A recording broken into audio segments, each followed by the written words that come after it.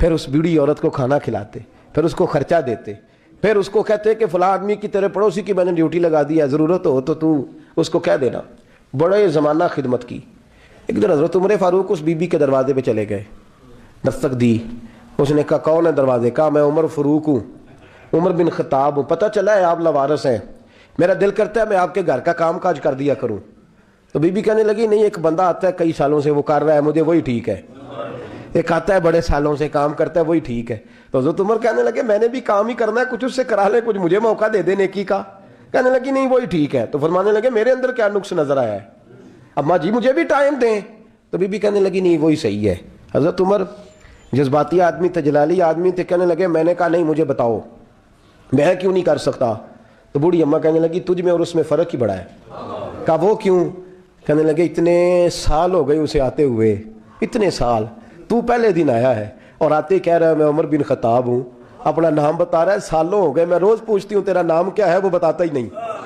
وہ کہتا ہے اماں میں کام صحیح کرتا ہوں تو نام کو چھوڑو، نام بتا کے کیا کرنا ہے۔ فرمایا یہ تھوڑا فرق ہے، اس نے اتنے سالوں میں نام نہیں بتایا اور تو پہلے دن ہی آگے کہہ رہا عمر بن خطاب ہوں، تو ابا جی کا بھی نام بتا رہا ہے، میں نے نہیں کام کرانا، مجھے وہی صحیح ہے۔ نام نہیں بتاتا، نوکری پوری کر جاتا ہے۔ حضرت سیدنا عمر فاروق فرماتے ہیں میں تہجد کے وقت جھاڑیوں میں چھپ کے بیٹھ گیا، کہتے مسجد نبی سے وہ شخص نکلا، چہرے پہ نقاب، پیروں سے ننگا، اور میں نے اس شخص کو خرامہ خرامہ اس بوڑھی عورت کے گھر کے قریب جاتے دیکھا۔ تو پیچھے سے جا کے میں نے کہا او مسافر چہرہ تو دکھا۔ تو کہتے ہیں چہرہ اٹھایا تو ابو بکر صدیق تھے، صدیق اکبر تھے۔ حضرت عمر فاروق فرماتے ہیں میں نے کہا تو جوتی کو اتار کے آتا ہے؟ تو کہنے لگے جوتی سے جب چلتا ہوں تو پیروں میں آواز پیدا ہوتی ہے جوتے کی وجہ سے، پڑوسیوں کو تکلیف دینے کا مقصد تو کوئی نہیں نا۔ اور فرمایا جب جوتوں سے آواز پیدا ہوگی تو گلی محلے والے پوچھیں گے ابو بکر کدھر جا رہا ہے، تو میں نیکی کسی کو بتانا نہیں چاہتا۔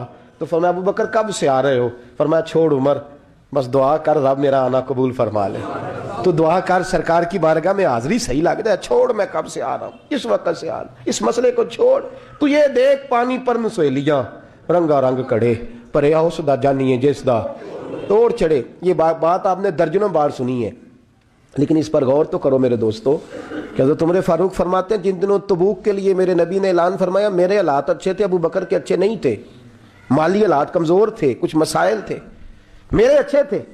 میری سرکار نے اعلان فرمایا کہ پیسے دو، فرماتے ہیں چونکہ میرے حالات بھی اچھے تھے تو میں نے کہا اس دفعہ پہلا نمبر میرا ہی ہوگا۔ فرماتے ہیں آدھا مال گھر کا، یہ بھی بڑی دلیری ہے۔ کتنا؟